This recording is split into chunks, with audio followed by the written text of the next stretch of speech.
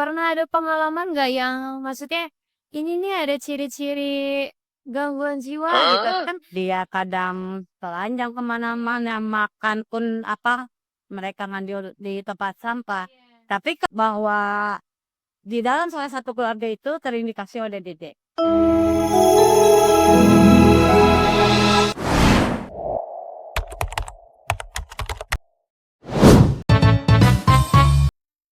Assalamualaikum warahmatullahi wabarakatuh. Halo, hai teman-teman semua, selamat datang kembali di Ruang Jabar, podcast PKBM Jamiatul Barokah. Bersama saya, Astaga, lama ini cantik banget sih sumpah guys. pada episode hari ini, ada tamu yang sangat spesial, narasumber yang sangat luar biasa, yaitu perwakilan dari Kader Kota Bogor. Selamat datang Ibu. Alhamdulillah sehat. Assalamualaikum warahmatullahi wabarakatuh. Perkenalkan, nama saya Wiwi Windasi, Ketua Kader Kesehatan Jiwa Kelurahan Tekasari, Kota Bogor. Oke. Ibu, jadi hari ini kita bakal berbincang-bincang tentang kesehatan mental nih, terutama mungkin yang sekarang tuh lagi anak-anak muda terutama sering mengalami atau banyak dibicarakan. Kayak untuk pertama kan tadi Ibu bilang Ibu selaku kader ya. Ya. Boleh dijelaskan Bu untuk tugas Ibu selaku kader itu gimana ya Bu? Pertama-tama, saya ini sebetulnya di samping kader posyandu, samping juga kader kesehatan jiwa, saya juga di wilayah itu sebagai ketua RW. Oh gitu. Ya, di mana saya menjadi kader kesehatan jiwa ini dari 2014. Waktu itu saya masih berjalan sendiri. Nah, setelah tahun ke tahun, saya mengajak semua kader-kader posyandu untuk ikut di dalam program ini. Nah, alhamdulillah terbentuklah dari masing-masing RW itu kader-kader kesehatan jiwa itu terbentuk 7 orang. Dari masing-masing RW kita ambil satu. Nah, di situ kita mulai berkecimpung di lapangan, terutama di wilayah masing-masing tentang kesehatan jiwa di masyarakat di wilayah RW masing-masing, terutama di Kelurahan Kasari dulu. Gitu. Selain saya kader SW juga, saya juga sebagai PSM juga, pekerja sosial masyarakat, kader HIV juga, di mana semua saya libatkan semua kader yang ada di wilayah. Berarti sangat luar biasa sebenarnya peran Alhamdulillah dalam masyarakat ya. sampai saat ini masih. Oh, alhamdulillah. Berarti jiwa sosialnya juga kayaknya udah Jiwa sosialnya kita tanamkan bukan saja untuk diri saya pribadi, tapi untuk teman-teman saya selaku kader juga. gitu. Tanpa kita melihat dari ekonomi seperti apa, kita tidak melihat baik ekonomi tinggi ataupun di bawah. Iya, itu udah otomatis tergerak ya. Bu? Betul. Kayak gerakan dari hati nurani masing-masing. Gitu. Kalau untuk pengalaman berarti Ibu udah dari tahun berapa nih? Saya pengalaman jadi kader keswa itu penanganan dari 2014. Ya, Berarti udah 2014 penanganan keswa. Terutama waktu itu penanganannya saya belum beranjak ke wilayah lain. Hanya saya bergerak di wilayah sendiri. Oke. Iya, waktu itu. Berarti Ibu sebelumnya pernah ada pelatihan itu pasti udah sering ya, Bu ya? Kalau pelatihan, ya. Heeh. Pelatihan kader keswa itu saya udah berketiga kali ya di Dinas Kesehatan. Itu kalau nggak salah dari 2011 pelatihannya. Wow. Ya, Berarti sebelum ada dapat titel peran itu pun udah ya, dapat pelatihannya ya? ya, Oh. ate. Tapi kalau untuk dari di lapangan sendiri, Ibu pernah ada pengalaman nggak yang maksudnya ini nih ada ciri-ciri gangguan jiwa gitu kan? ODGJ sendiri sebenarnya singkatan dari orang dalam gangguan jiwa gitu ya. Orang dengan gangguan jiwa. Iya, orang dengan gangguan jiwa. Aku ngerti banget. Terus maksudnya kan ada orang yang melebeli kayak ini tuh gila gitu, ini stres gitu. Itu kan kayak cuman diagnosa dari secara awam doang, maksudnya bukan secara mendalam gitu. Tapi kok dari Ibu sendiri itu gimana pandangan Ibu? Ngelihatnya? Jadi begini ya, ODGJ itu orang dengan gangguan jiwa itu Ya. bukan saja apa namanya orang yang betul-betul gila, bukan. Kalau gila itu ininya lain lagi. What? Persepsinya lain lagi, Posisinya. kalau gila itu memang dia betul-betul sudah tidak mengenal orang. Dia kadang telanjang kemana-mana, makan pun apa mereka ngambil di tempat sampah. Tapi kalau ODGJ ini kita penanganannya saya pun tidak sendiri, penanganan itu tidak sendiri. Nah, ketika di wilayah ada yang memang apa warganya itu sudah terindikasi ke arah sana, ini belum saya sebut ODGJ ya. Persepsinya lain lagi, Posisinya. kalau gila itu memang dia betul-betul sudah tidak mengenal orang. Dia kadang telanjang kemana-mana, makan pun apa mereka ngambil di tempat sampah. Tapi kalau ODGJ ini kita penanganannya saya pun tidak sendiri, penanganan itu tidak sendiri. Nah, ketika di wilayah ada yang memang apa warganya itu sudah terindikasi ke arah sana, ini belum saya sebut ODGJ ya, ke arah sana. Nah, itu pun ada beberapa faktor yang harus kita pahami dulu. Faktor tersebut apakah itu ada faktor gennya, Oke. faktor gen itu keturunan, apakah dia depresi. Sekarang kan banyak ya orang-orang yang depresi, apalagi ekonomi seperti ini banyak yang apa namanya banyak yang sering mengalami apa susah tidur, Iya. gelisah.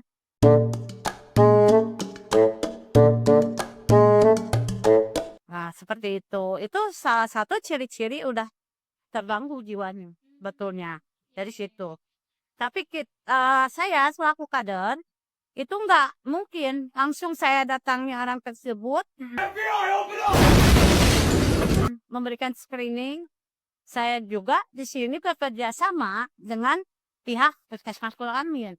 Ada dokter yang khusus penanganan jiwa, ada perawatnya khusus penanggung jawab tentang untuk kesehatan jiwa masyarakat ini. Iya.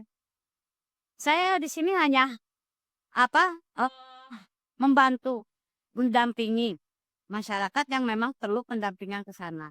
Dengan arahan kita di wilayah dulu, seperti apa sih orang yang terganggu jiwanya ini gitu kan. Nah, dari situ eh kita juga nggak langsung oh ini ada GG enggak.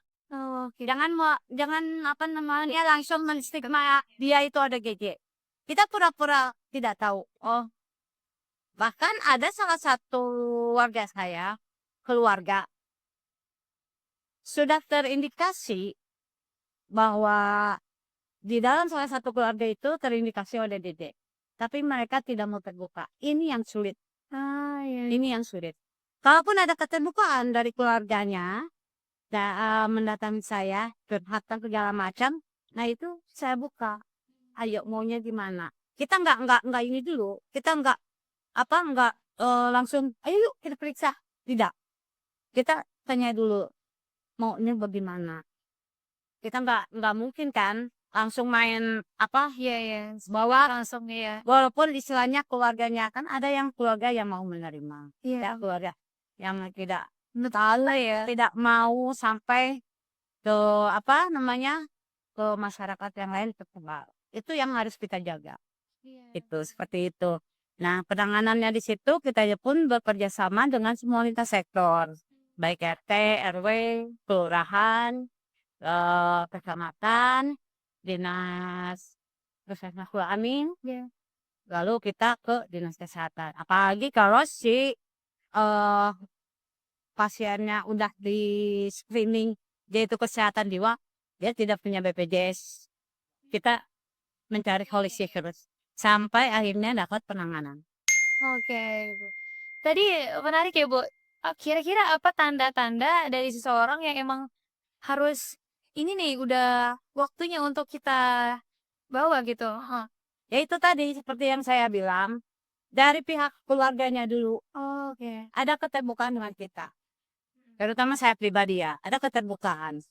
Bu, tolong anak saya ini kenapa sering mengurung diri. Itu tanda-tandanya. Iya, iya. Sering mengurung diri, sering nangis, sering teriak-teriak. Terus katanya nggak mau makan. Itu kenapa ya, Bu? Jadi kita ada timbal balik. Kenapa? Tadinya kenapa? Kita tanya dulu ke keluarga. Iya, iya. Terus maunya bagaimana? Coba Bu, saya minta tolong. Nah, kasih arahan ke keluarga tersebut. Yuk, kita juga jangan menstigma. Oh itu ODGJ langsung begitu. Enggak. Iya. Kita tanya dulu. Yuk, kita bawa dulu. Kalau memang perlu ke penanganannya di puskesmas, masih bisa kita bawa. Nah, kalaupun memang sudah masuk ke ranahnya sampai mau bunuh diri, terus mengganggu masyarakat, itu sudah lain lagi. Kita harus merujuknya ke rumah sakit Mancuti Mahdi. Kita bekerja sama juga dengan rumah sakit Mancuti Mahdi yang ada di Kota Bogor. Oke, berarti prosedur awalnya kalau emang ada keluarga yang terluka misalnya ada terindikasi ada tanda-tanda tersebut, apa langkah awal yang harus kita lakukan? Berarti kita harus komunikasikan ke siapa dulu, Bu? Kalau untuk komunikasi ya kita apalagi kalau misalkan memang membahayakan semua masyarakat ya masyarakatnya ya keluarganya itu membahayakan seperti itu kita solusi yang terbaik tuh mending langsung dibawa ke rumah sakit Madi ke IGD. Oke. Ya, kalaupun ada administrasi yang harus kita penuhi, tetapi itu juga tidak saya hanya sendiri yang mendampingi. Dengan keluarga kita ajak, biar keluarga juga tahu seperti apa penanganannya, prosedurnya seperti apa. Nah, kalaupun ada kekurangan atau apa, kita bantu. Untuk dari selama pengalaman Ibu yang tadi sangat luar biasa, itu ada nggak Bu pengalaman yang mungkin paling berkesan gitu bagi Ibu selama menangani, pasien-pasien yang Kalau yang tadi Mbak bilang itu memang pengalaman saya itu cukup banyak juga ya. ya? Pernah saya sampai di di leher saya ini belatik. Iya? Ya, pernah belatik sampai dia tidak mau istilahnya dibilang ODGJ. Padahal bukan saya yang bilang. Jadi pasien ODGJ ini adanya halusinasi. Ada bisikan tuh guys. Nginjam persena satos. Bunuh. Orang itu mau mau membunuh kamu, bunuh. Nah seperti itu. Iya, iya, iya. Seolah saya datang ke situ tuh ingin membunuh dia, makanya dia langsung antisipasi. Nah, setelah kejadian tersebut, pernah juga sampai ada pasien yang mau Mmm. melemparkan anaknya, mau bunuh diri loncat di jembatan. Ya itu, terus mecahkan barang-barang yang memang membahayakan dia sampai mau ini disayat-sayat. Jadi kayak orang yang naksa gitu ya. Iya. Nah, kayak orang yang naksa. Sampai ini disayat-sayat. Itu pernah saya tangani. Tapi dengan jiwa sosial saya, dengan kesabaran saya, didampingi juga sama semua peran di situ, peran masyarakat ya, terutama juga RT RW yang tadi saya bilang, keluarga. Yang penting itu keluarga. Iya, iya, betul. Keluarga dan support saya siap sampai sembuh. Saya tangani. Nah, dari situ kita punya pengalaman dari situ, kita berikan ilmunya itu ke kader yang lain. Penanganan kesehatan jiwa itu tidak semudah membalikan telapak. Iya, betul. Tidak. Penuh tantangan. Nah, seperti yang tadi saya diinikan belati, memecahkan piring atau gelas sampai dikesiniin si pecahannya itu, saya tenang aja. Kita tenangkan dulu. Itu bagaimana, Ibu menangani maksudnya menjaga keamanan diri Ibu sendiri di saat menghadapi pasien yang seperti itu? Nah, untuk menjaga keamanan, terutama keamanan saya sendiri ya, saya pun sebetulnya ada pendamping saya gitu ya. Iya. Cuma agak jauh jarak. Oke. Kalaupun ada kejadian, nah, cuman dari situ saya mencoba menenangkan dulu aja. dengan cara dia saya tenangkan, pasien saya tenangkan, saya bunuh kamu, silakan. Kalau mau bunuh silakan. Di sini banyak sakit, tenangin aja dulu. Iya. Akhirnya kan pelan-pelan si barang itu jatuh, saya tendang, ambil sama warga. Kalau memang takutnya membahayakan kembali, kita nggak apa-apa. Kita apa namanya? Kita runtuhkan dia, ikat ketat, bawa ke maju tinggi. Orang yang dengan kesehatan jiwanya terganggu ini, kita juga Iya. dia harus Dari hati-hati gitu. ikuti emosi kita.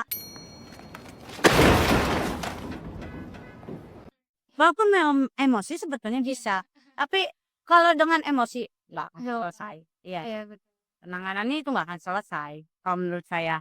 Nah, alhamdulillah yang di Kelurahan Sukasari ini pasien-pasien ODGJ ini bisa tertangani semua. Alhamdulillah. Ya, ke apa? Tergantung dari pihak keluarganya sendiri. Apakah mau terbuka atau mau bagaimana silakan. Oke. Untuk tadi Bu, apa jadi peran kader ini dalam pemulihan ODGJ di lingkungan terutama yang Ibu hadapi, itu gimana Bu? Kalau untuk pemulihannya itu kita memang berkoordinasi seperti yang tadi saya bilang, kita berkoordinasi dengan pihak kelurahan, pihak kecamatan, pihak puskesmas, pihak rumah sakit.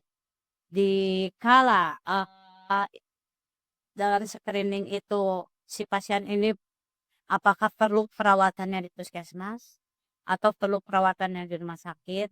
Nah, ini kita kolaborasi dengan mereka-mereka yang beliau-beliau.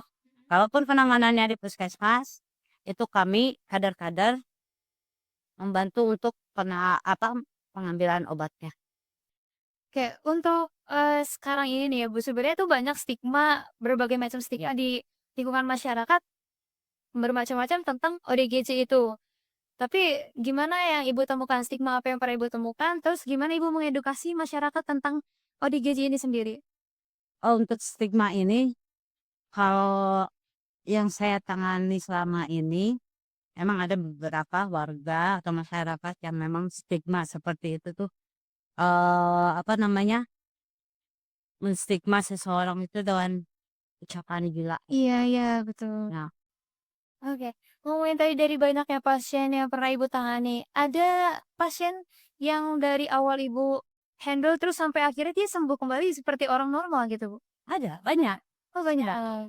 Jadi tahun 2024 ini data yang saya punya ini ya, 2024 ini ada 22 pasien ODGJ satu kelurahan Sukasari. Ya, mereka termonitor, terkontrol juga, baik itu yang berobatnya ke puskesmas ke rumah sakit, Iya. ternyata monitor juga. Ya, memang ada beberapa ODGJ yang masih bandel-bandel. Cuman dari situ kita tetap harus merangkul mereka untuk mau minum obat, pendampingan minum obatnya, ya terutama di masing-masing wilayah itu kan seperti yang tadi saya bilang ada kader-kadernya, Iya, betul. mereka yang mendampingi. Oh, oke. Gitu. Ada 22 yang terindikasi, 5 meninggal dunia Innalillahi. karena memang ada penyakit penyerta juga. Iya iya iya. Gitu. Oke.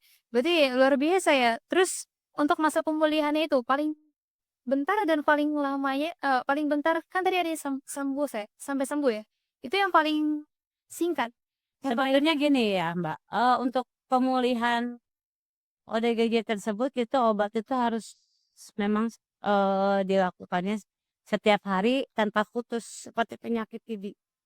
ah, Putus. Kalau TB ada jenjang waktu, iya, 6 bulan, 9 bulan, 1 tahun. Nah kalau pasien ODGJ ini enggak, seumur hidup. Minum obat. gitu. Ada dia penuh ketenangan. Mau istilahnya apalagi yang sering berhalusinasi. Jangankan pasien ya, kita sendiri pun bisa jadi ODGJ. Karena ketika kita kehilangan sesuatu pusing kita. Iya. Nggak bisa tidur, wah saya ini harus bagaimana, ini kemana, ini kemana. Nah itu udah ciri-cirinya kita terganggu juga jiwanya. Nah, iya, Dan muncul sedikit gitu. Seperti itulah contohnya. Tapi kita bisa menghandle. Tapi kalau udah namanya udah ranahnya ke apa namanya, apalagi yang ke parah penuh perlu penanganan khusus, itu nggak bisa lepas obat. Alhamdulillah, dibilang sembuh sih belum, hanya masih dalam tahap kita PMO-nya, pendampingan minum obat. Oh iya, berarti setidaknya ada progres dari awalnya sampai bisa jadi kayak begitu. Oke, oke. Tapi apa motivasi Ibu bisa bertahan sampai sekarang itu? Kok udah berapa belas tahun gitu? Ya, motivasi saya sih sebetulnya ingin membantu masyarakat aja. Bermanfaat ya? Iya, ingin bermanfaat buat mereka.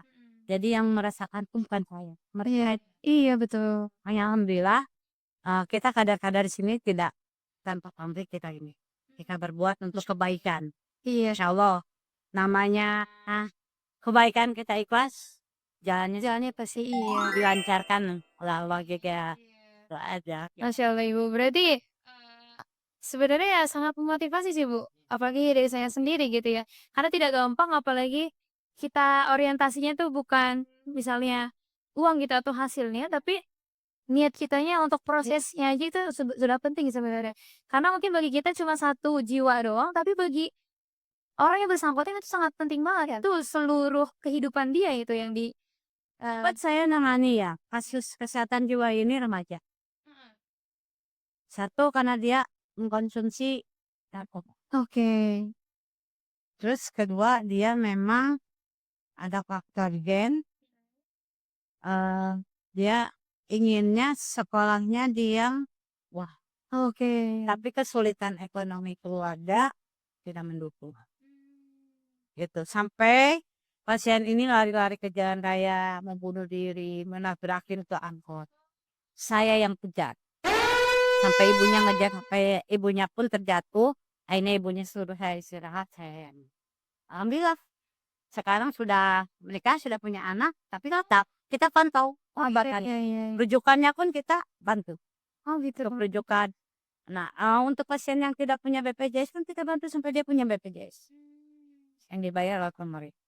Oh, oke. Sebelum kita berakhir, ada pesan dari Ibu nggak untuk masyarakat? Kalau emang ada yang mau jadi mungkin jadi Ibu tuh kan role modelnya gitu, apa ya kalau mau jadi seperti Ibu untuk menjadi kader perawat ODGJ, itu gimana Bu? Pesan untuk teman-teman? Baik, terima kasih untuk teman-teman kader kesehatan jiwa terutama di Kota Bogor. Mari kita sama-sama memberikan solusi terbaik untuk penanganan kesehatan jiwa yang ada di wilayah kita masing-masing. Karena kesehatan jiwa untuk masyarakat ini sangat penting dan perlu adanya kolaborasi dengan masyarakat dan jangan lupa selalu memberikan edukasi baik itu untuk masyarakat dan juga keluarga Iya. yang jelas itu.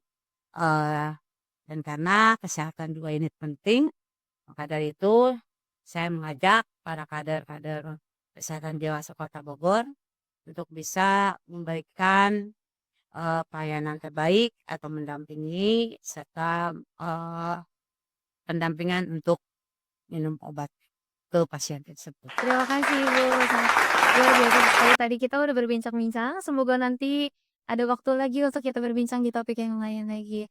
Oke, berarti sampai sini dulu kali ya Bu ya. Terima kasih banyak. Ya. Assalamualaikum warahmatullahi wabarakatuh. Waalaikumsalam warahmatullahi wabarakatuh. Teman-teman jangan lupa untuk tadi pesan dari Ibu Wiwi selalu happy, enjoy, dan dekatkan diri kepada Tuhan Yang Maha Esa. Untuk topik kali ini, episode kali ini sampai sini dulu. Jangan lupa untuk ikutin dan kepoin terus sosial media dari Ruang Jabar, PKBM Jamiatul Barokah, Instagram, TikTok. Dari saya Lasila Cindejuna dan Wiwi Windasi. Oke. Dan terima Terima kasih. Wassalamualaikum warahmatullahi wabarakatuh. Oke teman-teman, jangan lupa untuk penerima peserta didik baru PKBM Jamiatul Barokah bisa diakses atau teman-teman bisa kepoin media sosial kami di Instagram Ruang Jabar PKBM Jamiatul Barokah. Ayo bergabung bersama kami ya teman-teman.